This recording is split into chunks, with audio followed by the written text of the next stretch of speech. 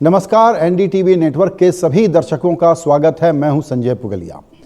Battle ground का सफ़र हम लोगों ने फाइनेंशियल कैपिटल मुंबई से शुरू किया था और उसको दिल्ली में ख़त्म कर रहे हैं, जो राजनीतिक राजधानी है।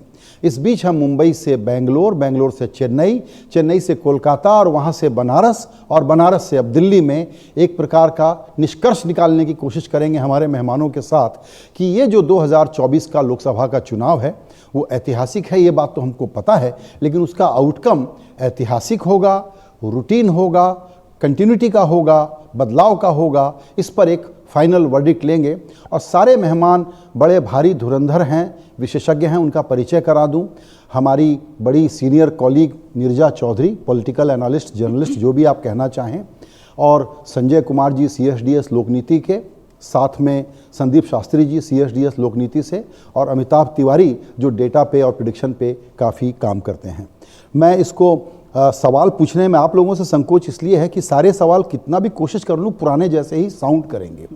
इसीलिए मैं बिना सवाल के सीधा इससे शुरू करता हूँ कि क्लोजिंग रिमार्क्स क्या होंगे, ये ओपनिंग में बता दीजिए। इस पूरे चुनाव की कैंपेनिंग को देखने के बाद और आप लोगों का जो व्यू बन रहा है, पब्लिक मूड क्या है और वोटिंग में आउटकम में क्या झलकेगा? नीरजा जी, ये चुनाव बड़ा मुश्किल है इसको डिकोड करना।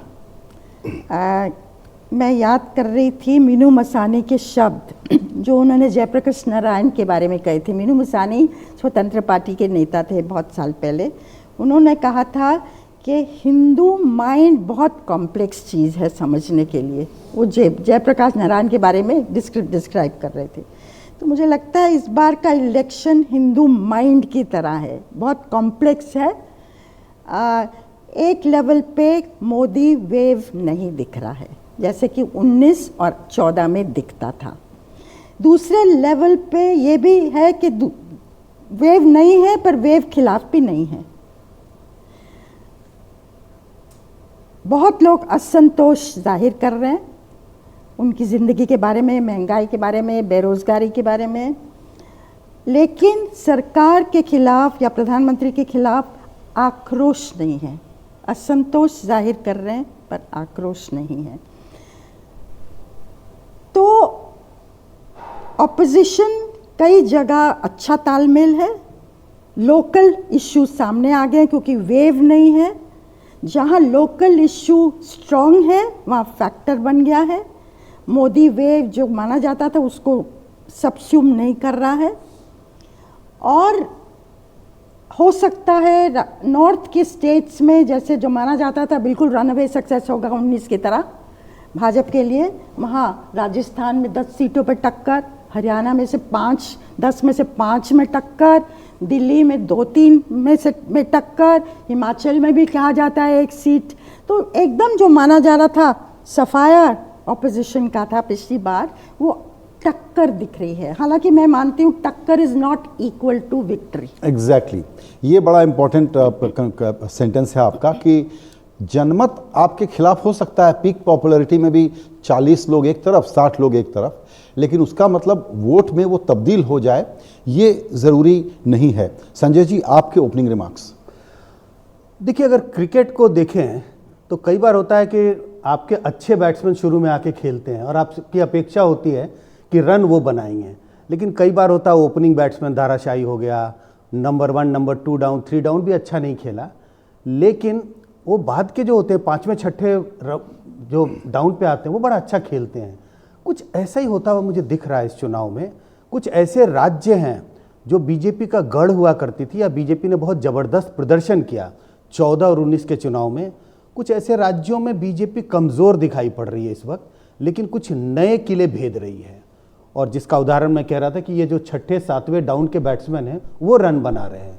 तो ऐसे ही कुछ होता हुआ दिख रहा है। कुछ नए राज्य हैं जहां बीजेपी इनरोड्स बना रही है और कुछ ऐसे राज्य हैं जहां बीजेपी को नुकसान हो रहा है। इसी के लिए आपको एक नेशनल वेव नहीं दिखाई पड़ता, जो कहते हैं मोदी वेव या बीजेपी के पक्ष में वेव, ऐसा कुछ दिखाई नहीं पड़ता। हम ये नहीं कह सकते कि बीजेपी को लोग के खिलाफ लोग वोट कर रहे हैं, क्योंकि कई राज्यों में बीजेपी के पक्ष में हवा बनती हुई दिखाई पड़ी है। तो कुल मिला के ऐसा ही लग रहा है, बहुत चर्निंग बहुत है, स्टेट्स में चर्निंग बहुत हो रहा है। और यही वजह है बार बार जिसका जिक्र सब लोग कर रहे हैं कि वेवलेस इलेक्शन है। संदीप जी, वेवलेस इलेक्शन या मोदी जी के पक्ष में वेव न दिखना, ये दोनों बात तो इसी की तरफ इशारा करती है कि अगर आपको हटाने वाला मूड कहीं नहीं दिख रहा है तो आपके साथ कंटिन्यू करने का मूड दिख रहा है, तो फिर कुछ दिखलाई पड़े विजिबल कोई वेव, ये ज़रूरी नहीं है। मेरा इस पे दृष्टिकोण थोड़ा अलग है। नेशनल लेवल पे आप वेव नहीं देख रहे हैं। जो लोग कहते थे वेव हो सकता है, वो वेव दिख नहीं रहा है। लेकिन मैं कहूँगा आप राज्य राज्य में जाएंगे तो वेव के जगह में छोटी छोटी लहरें दिख रही हैं आपको। हवा दिख रहा है, कई जगहों पे थोड़ा तेज़ हवा दिख रहा है, कई जगहों पे थोड़ा धीमा हवा दिख रहा है। सो मुझे लगता है इस चुनाव में हर एक राज्य में जिस तरह से नतीजा आएगा, एक अलग नतीजा आएगा। हमें राज्यों पे कंसंट्रेट करना पड़ेगा। मैं काफ़ी बार ये कहता आ रहा हूँ, the state is the centre of Indian politics, not the centre is the centre of Indian politics. वो शायद इस चुनाव में दिखेगा हमें क्लियरली। और संजय जी, और एक बात, इस चुनाव में और एक बात स्पष्ट होगा एंड में, वोटर टर्नआउट के बारे में सब बात करते हैं। ये 6 हफ्तों का चुनाव, पिछली बार 5 हफ्ते ही थे, इस बार 6 हफ्ते हो गए। एक तरह से फैटीग क्या पार्टी में, कैंडिडेट में, लीडर में, वोटर में आप देख रहे हैं क्या, वो आगे हमें सोचना पड़ेगा। ये 6 वीक्स कैंपेन, आप पहला चुनाव और आखिरी चुनाव के बीच में 6 हफ्ता का फासला है, ये क्या does it reflect the same result first phase and the 6th phase? ये आई थिंक हमें गौर से देखना पड़ेगा। अमिताभ, एक थ्योरी चली है कि थोड़ा लोकल या थोड़ा स्टेट देखना होगा, जैसा संदीप जी ने बहुत अच्छे से समझाया। लेकिन इसका काउंटर आर्गुमेंट ये आ रहा है दूसरी तरफ से, वो ये कि ये सब छोटी छोटी डेवलपमेंट से आप अर्थ निकालने की कोशिश करते हैं अपने कन्फर्मेशन बायसेस के आधार पर, लेकिन दरअसल ये ऐसा कोई लोकल फैक्टर जो बहुत डिस्टर्ब कर दे बीजेपी के बैंड वॉगन को, ऐसा लगता नहीं है। देखिए, क्या है, वोटिंग जो है वो एक इमोशनल डिसीजन है, जैसा मैम ने भी कहा, आशा और आक्रोश। डिसकंटेंट है क्योंकि इतना बड़ा देश है, बीजेपी के पास पिछली बार भी 40% के आसपास ही वोट शेयर था। डिसकंटेंट को एंगर में कन्वर्ट करना होता है, उसके लिए एक पॉलिटिकल मूवमेंट चाहिए। वो कहीं ना कहीं विपक्ष में मिसिंग था, एटलीस्ट इतने महीनों तक। हम जो भी बातचीत देख रहे हैं वो अभी पिछले 1-1.5 महीने की बात है, जो भी थोड़ा एक्टिव हुआ है विपक्ष। फिर जब हम ग्राउंड पे जाते हैं तो मुझे अभी ये याद आ रहा है कि 3 चुनाव हुए दिसंबर में 2023 में। जो भी गया कांटे की टक्कर है, जो भी गया कांटे की टक्कर है। रिजल्ट वन साइडेड आया आज की डेट में। और हम ये कहते हैं कि 2019 में वेव इलेक्शन था, ओपिनियन पोल में किसी में भी वेव इलेक्शन नहीं था। The best of the opinion poll estimate was 275 even after Pulwama, and BJP got और एनडीए गॉट 352। तो वेव जो होता है वो चुनाव के बाद में दिखता है, उस वक्त नहीं दिखता किसी को भी, जब वो, क्योंकि इतना इजी नहीं है भारत में वोटर के साइकी को समझ पाना। अब चुनाव कहां से शुरू हुआ कि विपक्ष का नैरेटिव क्या था कि भाई बीजेपी को 400 नहीं आने देंगे, इनकी 400 आएगी क्या, ये सारा डिस्कशन शुरू हुआ। फिर जैसे जैसे चुनाव मूव होता गया, बीजेपी शायद 300, 350 होल्ड न कर पाए, बीजेपी 270 होल्ड न कर पाए, वो वाली बात हो जाती है। महाराष्ट्र जैसे जगह में भी जहां पर इतना कॉम्पिटिटिव पॉलिटिक्स है, इस बार लेगेसी की लड़ाई है, टर्नआउट में हमको वो एंथुजियाज्म नहीं दिख रहा है। क्योंकि कहीं ना कहीं जो वोटर है वो महाराष्ट्र में भी उसको ऐसा लग रहा है कि ठीक है जो हुआ है वो सही नहीं है, बट ये विधानसभा का इशू है, लोकसभा चुनाव का इशू नहीं है। तो लोकसभा चुनाव, विधानसभा चुनाव में जो ये डिफ्रेंशिएशन फैक्टर है, ये हमारा जो वोटर है वो काफ़ी परिपक्व है और इसको समझता है। और क्योंकि सामने एक लीडर नहीं है, सामने एक लीडर नहीं है, चुनाव लड़ने के लिए एक ही पार्टी लड़ रही है। आज भी विपक्ष जो है वो बीजेपी को 272 से नीचे खींचने के लिए चुनाव लड़ रहा है, जीतने के लिए नहीं। So that is sort of a defeatist attitude in itself. तो जो स्विंग वोटर है, जो अनडिसाइडेड वोटर है, इस बात को देख करके हो सकता है कि भाजपा को ही मूव करे। बिल्कुल। संजय जी ने जो कहा कि कुछ जगह हो सकता है कि घटने पर है, कुछ जगह बढ़ने पर है, तो इस पर अगर आपका पत्रकारी चश्मा लगाएं और थोड़ा स्पेसिफिक इलाकों पे चलें तो इसको यूं ट्रांसलेट किया जा सकता है कि केरल में, तमिलनाडु में वोट शेयर तो बढ़ेगा, लेकिन तेलंगाना, आंध्र प्रदेश, उड़ीसा और बंगाल में बीजेपी की सीटें बढ़ेंगी, ये एक नैरेटिव है। तो पहले यही पूछ लूं कि आप इससे सहमत हैं या असहमत हैं? बिल्कुल सही है कि नॉर्थ की स्टेट्स में घटेंगी, कुछ स्टेट्स में, चाहे इक्का दुक्का तिक्का इस तरह से है।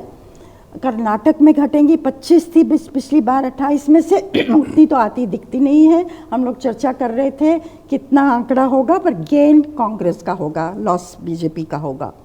और जो भरपाई कहाँ से होगी? माना जाता था उत्तर प्रदेश से भरपाई होगी।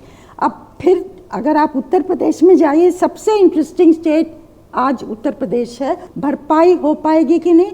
मोस्ट मानते हैं कि मैक्सिमम बीजेपी जाएगी, रिटेन करना 2019 का आंकड़ा 62 अपना और 64 अलाइस के साथ। तो आपने जो सवाल किया, भरपाई उन स्टेट्स में होगी, तेलंगाना में डेफिनेटली होगी, क्योंकि पिछली बार 4 सीटें थी।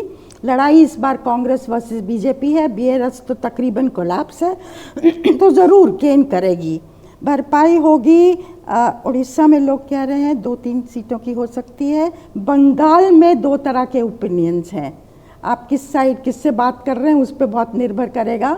भाजपा अपने आप मान रही है कि 7-8 सीटें आ सकती हैं, पर क्या 1-2-3 भी आ सकती हैं या स्लम्प होगा, ये एक क्वेश्चन मार्क है बंगाल का। और ईस्ट की और कौन सी स्टेट थी जहां? उड़ीसा में, जैसा मैंने कहा, उड़ीसा में 2-3 हो सकती हैं।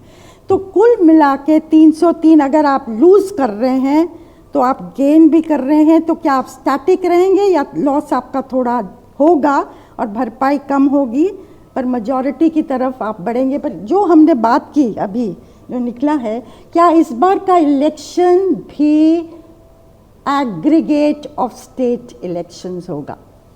ये सवाल उठता है। बिल्कुल। संजय जी, एक चीज़ थोड़ा सा समझाएं आप, क्योंकि एक सबमिशन लोगों का ये हो सकता है कि पब्लिक ओपिनियन का एक्चुअल कन्वर्जन वोट में कई बार सिर्फ इसलिए नहीं हो पाता कि एक पार्टी चुनाव बहुत अच्छे से लड़ती है और दूसरी पार्टी और गठबंधन उतना अच्छे से नहीं लड़ती, और first past the post system में उस पार्टी को एडवांटेज मिल जाता है कि उसकी तरफ 40 आ गए, आपके पास 60 थे, लेकिन आप 39 आदमी ला पाए और उसमें आप हारते हैं, और फिर वो नंबर की गेम बहुत ही मिराकुलस गेम हो सकती है। क्या ये संभव है? देखिए, बार बार इस बात की चर्चा होती रही है और वो हकीकत है। 2019 के चुनाव में बीजेपी ने 224 सीटों पर 50% से ज़्यादा वोट हासिल किए थे। तो ये जो कुछ भी मूवमेंट दिख रहा है या जिसकी चर्चा हो रही है कि वोटर बदल रहे हैं, कुछ स्टेट्स में बीजेपी को बढ़त मिल रही है, कुछ स्टेट्स में बीजेपी को नुकसान हो रहा है, लेकिन कुछ स्टेट ऐसे हैं जहां नुकसान हो रहा है, वहां बीजेपी ने मैक्सिमम वोट शेयर और मैक्सिमम सीट्स हासिल की थी 2019 में। तो इसकी गुंजाइश बनी रहेगी कि बीजेपी को नुकसान के बावजूद भी क्या बीजेपी का आंकड़ा क्या होगा। और इसी के लिए आप देखें, जिसका जिक्र अमिताभ भी कर रहे थे, कि चर्चा किस बात की हो रही है। चर्चा इस बात की नहीं हो रही है, मुझे लगता है कि चर्चा इस बात की नहीं है कि बीजेपी चुनाव हार रही है या नहीं हार रही है। चर्चा अब सिर्फ इस बात की हो रही है, जो अंतर देखने को मिला पिछले महीने 1.5 महीने में।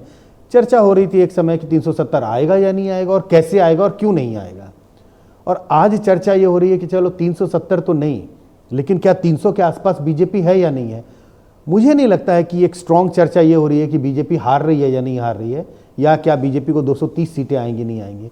कम से कम मुझे ऐसी चर्चा दिखाई नहीं पड़ती है। कुछ लोग होंगे ऐसी चर्चा कर रहे होंगे, लेकिन मुझे लगता है ये चर्चा बेबुनियाद है।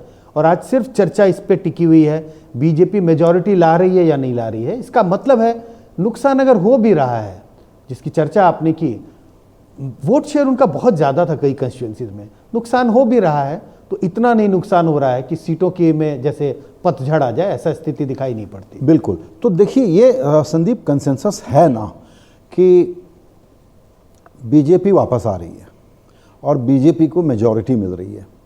फिर जहाँ पर डिबेट है वो इतनी है कि 272 है या 304 है। 370 तो कोई भी पार्टी क्लेम करेगी, अपना बड़ा लक्ष्य बनाएगी, लोगों को मोटिवेट करने के लिए बनाएगी। तो 370 तो एक प्रकार का एम्बिशन है, लेकिन क्या आप उस क्लब के पार्ट हैं जो 304 के नीचे देखते हैं या 304 के ऊपर देखते हैं? मैं दोनों तरफ देखता हूँ। संजय जी, एक बहुत फेमस कोट था इंग्लिश में, my grasp should always be less than my goal, otherwise what is a heaven for. तो ये 370 इज लाइक वन गोल, पर शायद वो गोल ना पहुंच पाए, पर वो गोल रहता है। आपका मेन प्रश्न 304 से ऊपर, 304 से नीचे, मुझे लगता है इस प्रश्न का जवाब हमें 2 राज्य देंगे, महाराष्ट्र और वेस्ट बंगाल। महाराष्ट्र में एलाइज की समस्या है। एलाइज क्या बीजेपी को अपने साथ नीचे उतारेंगे, या बीजेपी सेफ है और एलाइज को समस्या है? और जैसे नीरजा जी ने कहा, वेस्ट बंगाल बीजेपी होप कर रहा है कि उसके सीट ज़्यादा हों। अभी 370 पार मैं नहीं बात कर रहा हूँ, 302 पार। क्या वो इन 2 राज्यों में जिस तरह से एक नतीजा आता है उस पर डिपेंड होता है। 302 से कम हो, इन्हीं 2 राज्यों पे डिपेंड होता है। काफ़ी लोग उत्तर प्रदेश की बात कर रहे हैं, पर मेरे हिसाब से उत्तर प्रदेश में जैसा था वैसे ही रहेगा, ज़्यादा बदलाव नहीं होगा उस राज्य में। बिल्कुल अमिताभ, कई बार ऐसा होता है कि आपको एक बहस में उलझा दो और उसमें फिर हम अब 400 या 370 को रेफरेंस पॉइंट मान करके अगर डिबेट कर रहे हैं तो इन अ वे थोड़ा सा अपने आप को मिसलीड भी कर रहे हैं। What matters to create a history और से हैट्रिक इस 272 ना, 272 पर तो कंसेंसस है। फिर एक बात हो गई कि नहीं, 304 का रिकॉर्ड, जिस प्रकार से मोदी जी एक ऑडेशियस टारगेट रखते हैं, बीजेपी मेहनत करती है, जितनी एग्रेसिव पार्टी है और जैसी कहानियां कह रही है, नैरेटिव कह रही है, तो 304 से ज़्यादा क्यों नहीं होना चाहिए? मेरा सवाल ये है कि ये हिस्ट्री तो बनने जा रही है ना, 272 पर भी तो हिस्ट्री बनेगी। देखिए, गोल पोस्ट चेंज करने वाली बात है जब, और नैरेटिव सेट करने की बात है।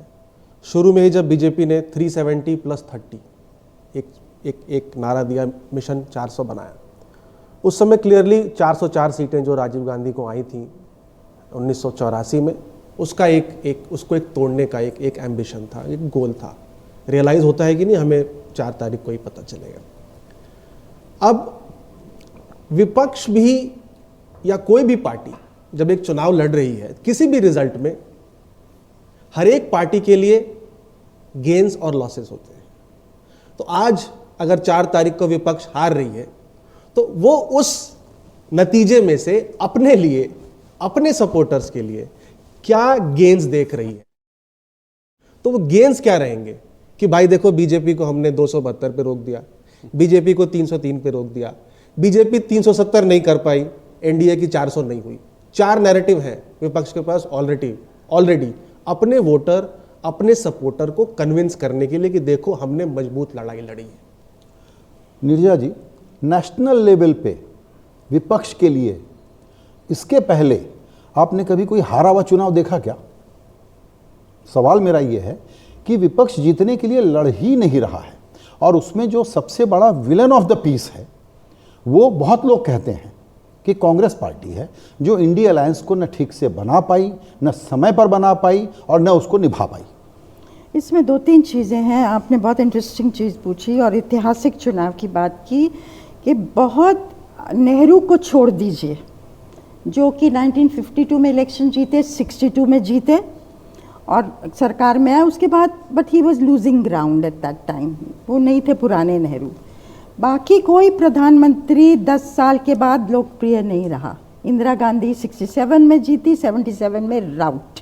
डॉक्टर मनमोहन सिंह 10 साल रहे, 2004 में प्रधानमंत्री बने, 2014 में grand old party down to 40+ seats. और इनका आप उनसे अग्री करें, डिसअग्री करें, वो अलग चीज़ है, लेकिन 10 साल के बाद लोकप्रियता रखना और आप आ रहे हैं, इसमें किसी को डाउट नहीं है। सीट पे हो सकता है एबनॉर्मल इलेक्शन, इसीलिए तो है ये एक हमको समझना होगा नरेंद्र मोदी फिनोमिनन क्या है, और मैं मानती हूँ he is a response to a changing India at the ground. उस चेंजिंग इंडिया को हमको समझना है। आप जो कह रहे हैं ऑपोजिशन का कांग्रेस क्या बेहतर कर सकती थी, एक चीज़ मुझे दिखी है जिसकी वजह से ये टक्कर का सारा फिनोमिनन सामने आ रहा है, क्योंकि ऑपोजिशन लड़ रही है। ऑपोजिशन ने इस बार हथियार नहीं डाले पिछली बार की तरह, और उससे लग रहा है कि उनको कि सीटें कम हो, हमारी ज़्यादा होंगी इनकी कम होंगी, वो एक बन रहा है। लेकिन यस, अगर कांग्रेस पार्टी मल्लिकार्जुन खड़गे को जब कांग्रेस अध्यक्ष बने उसके तुरंत बाद अपना चेहरा बनाती प्रधानमंत्री के लिए, और ममता बनर्जी का ऑफर था, हम हिंदुस्तान में कभी दलित प्रधानमंत्री नहीं हुआ है।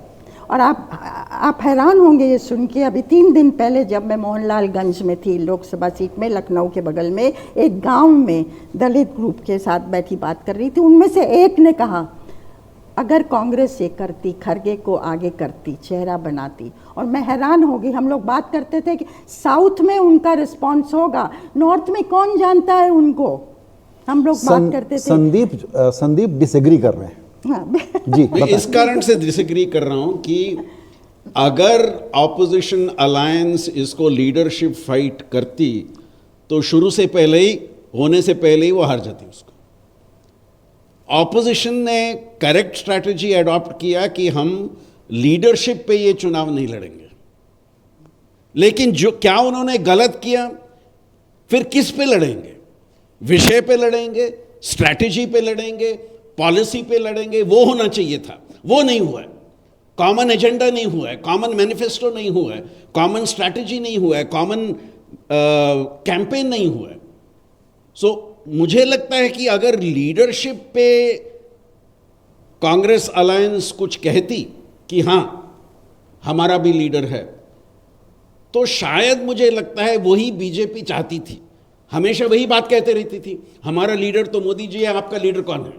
So, अगर वहां पे दे हैड फॉलन ट्रैप, ये फाइट वहीं पे खत्म हो जाती थी। पर सजेशन तो ममता बनर्जी से आया था ना, राजलाई से आया था। खैर वो तो रात गई बात गई, वो तो हो गया।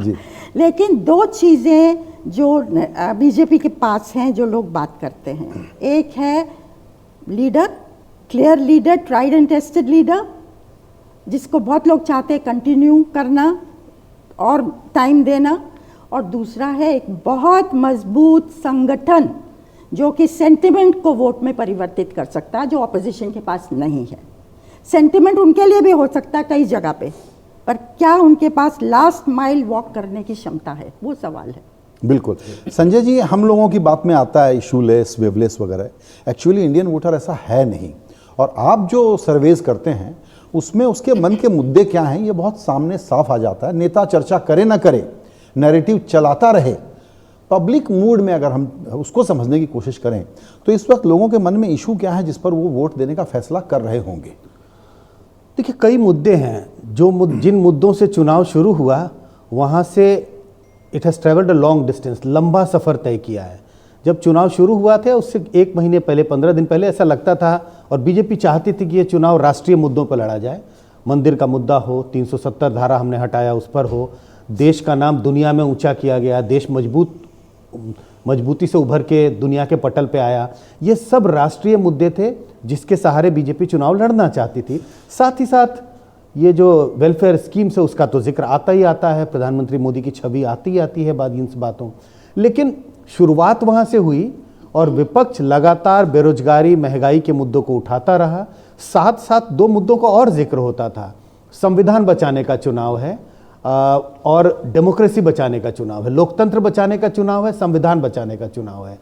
मुझे लगता है कि जब इन बातों की चर्चा होती थी तो मुझे हंसी आती थी, मुझे लगता था ये कोई चुनाव का मुद्दा नहीं हो सकता, संविधान बचाना और लोकतंत्र बचाना। लेकिन धीरे धीरे विपक्ष ने जिस तरह से हमला किया बीजेपी पर और चीज़ों को कनेक्ट किया, और वो कनेक्शन क्या था, बीजेपी बार बार कह रही है कि 400, या प्रधानमंत्री मोदी ने कहा 370 सीटें लानी है, 400 होना चाहिए एनडीए के पास, और इसको उन्होंने इस तरह से जोड़ दिया कि अगर उन्हें 370 आ गया तो वो बड़े परिवर्तन करेंगे, जिसका जिक्र प्रधानमंत्री मोदी ने भी किया था। और उस बड़े परिवर्तन की परिभाषा इन्होंने गढ़ दी और कहा बड़ा परिवर्तन मतलब संविधान में हेरफेर, संविधान में हेरफेर करेंगे। और इसी के लिए बीजेपी की अपेक्षा है कि वो 400 सीटें लाएं, 370 सीटें लाएं, और अपेक्षा ये है कि बड़ा परिवर्तन मतलब संविधान में हेरफेर, और संविधान को में छेड़छाड़ करना, संविधान में परिवर्तित करने का मतलब है अंबेडकर जी का जो अपनी जो एक छवि है, जो उनका योगदान है, उसको भी एक तरह से मिटा देना। तो ये सारी चीज़ें कनेक्ट होने लगी, और इसी के लिए आपने देखा होगा कि मैंने कभी नहीं देखा प्रधानमंत्री मोदी या बीजेपी के बड़े नेताओं को कांग्रेस के पिच पर आके खेलते हुए। कहने का मतलब कांग्रेस एजेंडा सेट कर रही थी और वो रिस्पॉन्ड कर रहे थे, उन्हें कहना पड़ा कि नहीं, संविधान में कोई छेड़छाड़ नहीं होगा।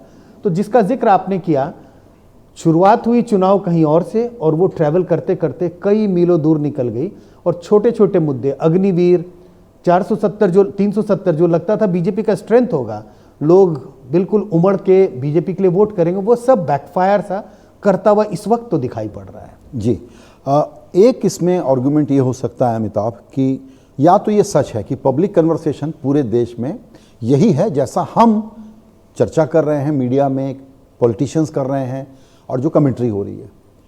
काउंटर आर्गुमेंट ये हो सकता है कि शायद हम सब लोग एक बबल और एक इको चेंबर के पार्ट हैं। एक साइलेंट मेजॉरिटी अपना मन मोटा मोटी बना के बैठती है, और अगर वो कंटिन्यूटी के पक्ष में है और कोई बहुत खिलाफ में वेव नहीं है तो कहती है यार ठीक है, मेरी असंतुष्ट हूं लेकिन दे देता हूं इनकम्बेंट को। क्वेश्चन मेरा ये है, क्या विपक्ष सोशल मीडिया के एम्प्लीफिकेशन के नॉइज में भ्रमित तो नहीं हो गया है इस बार? काफ़ी भ्रमित हो गया है ऐसा लगता है मुझे, क्योंकि मुद्दा क्या है? आप कह रहे हैं जब लोग किस चीज़ पे वोट कर रहे हैं। लोग अपना और अपने बच्चों का उज्जवल भविष्य देखना चाहते हैं। बाकी जो सारे मुद्दे हैं is a combination. And result क्या है उसका कि भाई अनएम्प्लॉयमेंट मुद्दा है तो मेरे बच्चे को जॉब मिले, उसका भविष्य उज्जवल। That is positivity, that is hope है। अब क्योंकि पिछले 5 सालों में, जैसा 2019 में न्याय की घोषणा करी थी कांग्रेस पार्टी ने, और न्याय बूथ लेवल तक नहीं पहुंच पाया था योजना, तो इस बार कैसे पहुंच गया? ये बीजेपी के लिए भी एक सवाल उठ गया। और ऐसा सर कह रहे हैं, सही कह रहे हैं कि बीजेपी फिर बैकफुट पर आकर के उसको डिफेंड करने लगी। हुआ ये है कि पिछले 5 सालों में स्कीम्स की बदौलत और कैश इनकम सपोर्ट की बदौलत और कोविड के भी कारण से ज़्यादातर लोग SC ST समाज के जो रिजर्वेशन का बेनिफिट उठा रहे हैं, वो लोग भी अब स्मार्टफोन पर आ गए हैं, सोशल मीडिया पे आ गए हैं, कोई ना कोई परिवार का आदमी आ गया है, जिसकी वजह से जो एक एडवांटेज था बीजेपी को ग्राउंड कनेक्ट का, वो एडवांटेज अभी भी है जैसा आपने कहा, but that is on the day of elections, get out the vote. लेकिन मैसेज पहुंचाने में अब सोशल मीडिया के थ्रू कांग्रेस पार्टी अपना यह मैसेज पहुंचा पाई घर घर तक। लेकिन चैटर जो है उसमें महिलाएं एब्सेंट हैं और उससे लाभार्थी एब्सेंट हैं, और ये 2 वर्ग जो हैं, यही वर्ग डिसाइड कर रहे हैं काफ़ी सारे चुनाव पीछे भी और आगे के भी चुनाव कि कौन जीतेगा। और उनके मुद्दे, उनके इश्यूज भी कहीं ना कहीं बाकी लोगों से अलग हैं। तो सबसे बड़ा फैक्टर यही है कि महिलाएं और लाभार्थी continuity of policies, continuity of schemes, और महिलाएं अपने और अपने बच्चों के उज्जवल भविष्य के बारे में सोच करके वोट डालेगी। बिल्कुल नीरजा जी, इसीलिए जो जुबान, जो ग्रामर अपोजिशन ने पकड़ के रखा है, उसमें बीजेपी ने जो कोशिश की है शायद यही की है जो अमिताभ कह रहे हैं कि महिला और लाभार्थी, ये 2 सेक्युलर पैकेजिंग कर दो, व्यापक पैकेजिंग कर दो, जाति, इलाके, अगड़ा पिछड़ा, SC ST, दलित OBC सब के ऊपर। रियलिटी में ये सब पार्टियां अप्लाई करती हैं, बीजेपी भी अप्लाई करती है कि किस जात में कहाँ टिकट देना, कौन सा इलाका मजबूत कमज़ोर, सब देखती है। लेकिन पैकेजिंग ऐसी कर दी है कि जिस तरीके से लोकल या सोशल इंजीनियरिंग पर चुनाव होते हैं, उसके ऊपर डोमिनेट कर रहा है ये लाभार्थी और ये महिला। ये एक ओपिनियन है, सही है या गलत? देखिए वो सही है। महिला का जो वर्ग है ना, वो उनको फ्री राशन मिल रहा है, उनके लिए बहुत अहमियत रखता है। महिला काफ़ी प्रैक्टिकल है इस मायने में, मेरे हाथ में क्या आ रहा है। और लाभार्थी तो है ही, पर लाभार्थी का तो कांग्रेस और दूसरी पार्टियां भी प्रॉमिस कर रही हैं कि हम ये करेंगे, महिला को 1 लाख रुपया गरीब महिला को दिया जाएगा। उसमें तो बहुत तालियां पिटती हैं जब ये अनाउंस होता। खैर, एक चीज़ जो मुझे लगी है और उसको मैं पकड़ नहीं पाई हूँ संजय, पर है वहाँ, वो है कि 400 पार का जो नारा था उससे कुछ घबराहट आई कुछ तबकों में, दलित में आई, और वो दलित टोलों तक गांव में पहुंचा। ये मैंने देखा महाराष्ट्र में, राजस्थान में, उत्तर प्रदेश में, कि ये हमारा आरक्षण चला जाएगा। वो गांव गांव तक पहुंच गई है। बात सही गलत वो अलग चीज़ है। राजपूत उत्तर प्रदेश में बैठ गया है क्योंकि उनको लगता है योगी आदित्यनाथ को शायद हटा दिया जाए लोकसभा चुनाव के बाद, तो ये एक फैक्टर बन गया है। और जो इंटेलिजेंसिया है, मिडिल क्लास है, उसको लगता है कि ज़्यादा तो नहीं हो रहा, बहुत ज़्यादा तो नहीं हो रहा, थोड़ा अंकुश लगाया जाए पावर के ऊपर, आना चाहिए इनको। बट इस तरह 400 पार मतलब 1 पार्टी रूल तो नहीं हो रहा है। और काडर जो था वो घर बैठ गया, 400 तो आ ही रहा है, हमें काम करने की ज़रूरत नहीं है। तो मुझे लगता है कि ये अंकुश की जो फीलिंग थी ना, चाहे दलित लगाना चाहता है, चाहे राजपूत लगाना चाहता है, चाहे इंटेलिजेंसिया लगाना चाहता है कि एकदम रन अवे नहीं हो जाए पावर, वो कहीं ना कहीं फैक्टर भी किक इन किया है। जी, बहुत इंटरेस्टिंग आपने बात कही है संजय जी। ये जो फैक्टर्स नीरजा जी ने बताए हैं, क्या वो are they decisive enough factor for a voter to change his or her mind? देखिए, मुझे लगता है कि अगर 14 और 19 के चुनाव को देखें तो उसमें जो हम कहते हैं लेट डिसाइडर्स, जो आखिरी दिनों में मन बनाते हैं, उनकी संख्या कम थी। 14-19 ऐसा चुनाव था जिसमें बड़ी तादाद में लोगों ने पहले ही मन बना लिया था। 14 का चुनाव था कांग्रेस को हटाना है, यूपीए सरकार को हटाना है, और उस समय प्रधानमंत्री नहीं थे लेकिन बीजेपी और मोदी जी के लिए वोट करना है। 19 में भी लगभग कुछ ऐसा ही था। तो वो तादाद बहुत छोटी थी जिन्होंने आखिरी दिनों में मन बनाया, और आखिरी दिन का मतलब आखिरी के 1-2 दिनों में 12-13%। लेकिन मुझे लगता है इन चुनावों में उसकी तादाद फिर बढ़ गई है, जैसा पहले के चुनाव में होता था आखिरी के दिनों में। और ये लेट स्विंग जैसा दिखता है। स्विंग मतलब बड़ा स्विंग नहीं है, स्विंग जिस भाषा का इस्तेमाल करते हैं, स्विंग मतलब एकदम एक तरफा हो गया। लेकिन लेट डिसाइडर्स हैं, आखिरी में उन्होंने मन बनाया। और जिन बातों का जिक्र किया, मैं भी बार बार ये कह रहा हूँ, जो 400 पार का जो नारा था वो औंधे मुंह पड़ा है बीजेपी के लिए। और कई चीज़ों का जिक्र नीरजा जी ने कहा, 100% सहमत हूँ मैं उन सारी बातों से। जो तीनों फैक्टर उन्होंने बताया कि क्या क्या नुकसान हुए, मुझे भी ऐसा ही कुछ दिखाई पड़ता है। संदीप, आप क्या समझते हैं कि ये ऑडेशियस टारगेट, जो गोल की बात अभी हमने की थी, वो रखना इनके लिए एक्चुअली एडवर्स हो गया, या एक तरीके का माहौल बना दिया कि बहुत ही बड़ी विक्ट्री होने वाली है? बीजेपी तो यही होप में निकली थी। शायद चुनाव के पहले ये एक्सपेक्टेशन था कि अगर हम 400 पार कहें तो जैसे अमिताभ जी ने कहा, वो राजीव गांधी के टारगेट को हम उसके पास आ जाते। बट जैसे फर्स्ट फेज़ हुआ और फेजेस शुरू हुए, तब लगा कि शायद ये टारगेट अच्छा है पर शायद वहाँ पहुँच नहीं पाएंगे। और जैसे संजय जी ने कहा और नीरजा जी ने कहा, दूसरे फेज़ के बाद एक कैंपेन में सेटिंग द एजेंडा की बात नहीं थी, but responding to the agenda बात बन गई। आप देखिए, मैं हमेशा ये बात कहता आ रहा हूँ, BJP is excellent at challenging an opponent rather than setting the agenda itself. So यहाँ पे जब कांग्रेस की मैनिफेस्टो आई, उनको चांस मिल गई दैट अभी let us attack the opponent. So second phase के बाद आप देखिए, the whole narrative to a certain extent वो बदल गया उधर। बट मैं अंत में उसी बात के वापस आता हूं जो नीरजा जी ने कहा और अमिताभ जी ने कहा, elections are often an emotional response. जब वो वोटर ईवीएम के सामने खड़ी होती हैं, क्या आर्थिक विषय सामने होते हैं, क्या मेरी समस्याएं सामने होती हैं, या वो सब पीछे चले गए और इमोशनल इश्यू सामने आ गए जब मैंने बटन दबाया। सो, एक तरह से इसलिए मैंने वो बात प्रारंभ में ही कहा था कोई बड़ी हवा दिखाई नहीं दे रहे, पर छोटी छोटी लहरें यहाँ वहाँ, कई जगहों में ज़्यादा, कई जगहों में कम, वो राज्य में है।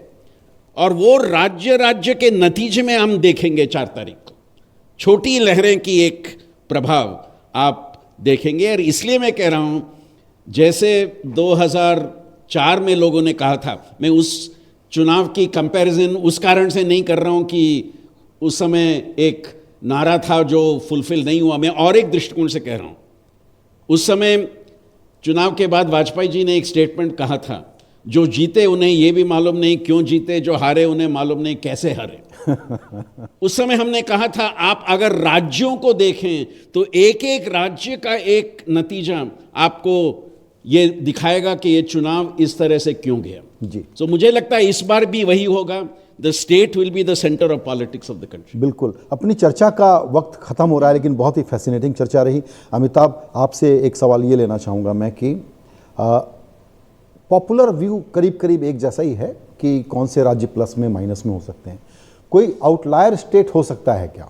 और आपको अगर एक फाइनल नंबर देना हो यंगेस्ट इन द टीम, तो आपको वो देना पड़ेगा, वो नंबर क्या है? मतलब मुझे आप 4 तारीख को मतलब मेरी ट्रोलिंग कराने के लिए आपने इंतजाम कर दिया। आउटलायर स्टेट यहाँ पे कर्नाटक हो सकता है, एक आउटलायर स्टेट हो, क्योंकि वहाँ पे भी इम्प्लीमेंटेशन ऑफ स्कीम्स अच्छी खासी हुई है और कांग्रेस भी वहाँ पर एक संगठन वाइज मजबूत है compare to BJP. It is fairly decent. अब नंबर की तो बात नहीं, नंबर तो कंसेंसस यही है कि भाई ये सरकार आ रही है, तीसरी बार मोदी जी प्रधानमंत्री बनने के पथ पर हैं। अब कितनी आएगी इसके ऊपर चर्चा है। और जैसा आपने कहा कि 272 इज़ द मेजॉरिटी मार्क, अब उससे कितना ऊपर आए, that is the question of debate. Surprise हम हो सकते हैं, मध्य प्रदेश में हम हुए हैं। जैसा सर कह रहे हैं, आज तक भाजपा के नेताओं को आज तक समझ नहीं आई कि मध्य प्रदेश में 166 सीट कैसे आ गई बीजेपी की। तो जब वोट पड़ता है, एक साइड पड़ता है, साइलेंट वेव है, क्या वेवलेस है, बट क्या साइलेंट वेव है क्या किसी के फेवर में जो हमें दिख नहीं रहा हो? मतलब क्रिकेट मैच 1 रन से जीते हैं या आप 100 रन से जीते हैं, जीत तो जीत है। जीत तो जीत है। और पॉलिटिक्स में सिल्वर मेडल होता नहीं है। एब्सोल्युटली। तो ये जो चर्चा थी, चूंकि 6-7 हफ्ते का सिलसिला था, तो जाहिर है कि हम बात करते कि आज क्या घटा क्या बढ़ा, वो चर्चा हो गई। लेकिन ऐसा कंसेंसस भी पहली बार देखा जा रहा है भारत में कि एक सरकार तीसरी बार लौट रही होगी। कितने नंबरों से लौटेगी, इसमें वैनिटी और वैल्यू जजमेंट को अगर छोड़ दें तो 272 से नीचे या ऊपर सिर्फ इतना मैटर करता है, या जो दूसरा मैटर करता है 304, जिसमें एक नया रिकॉर्ड तोड़ने का जो एक सुकून, एक तसल्ली, जो एक प्राइड होता है, वो है। आइदर साइड सरप्राइजेस तो भारत का वोटर देता ही है, क्योंकि हमारे इस नेशनल एनालिसिस में कहीं कोई एक स्टेट बिल्कुल ही जिसको हम गलत पढ़ गए हों, कुछ भी बदल दे सकता है। इसीलिए 1 जून की शाम की एग्जिट पोल पर फिर से चर्चा, और 4 जून का असली जवाब क्या आएगा वोटर की तरफ से, उसका इंतजार। आप सब लोग इस चर्चा में शामिल हुए, बहुत धन्यवाद। नमस्कार।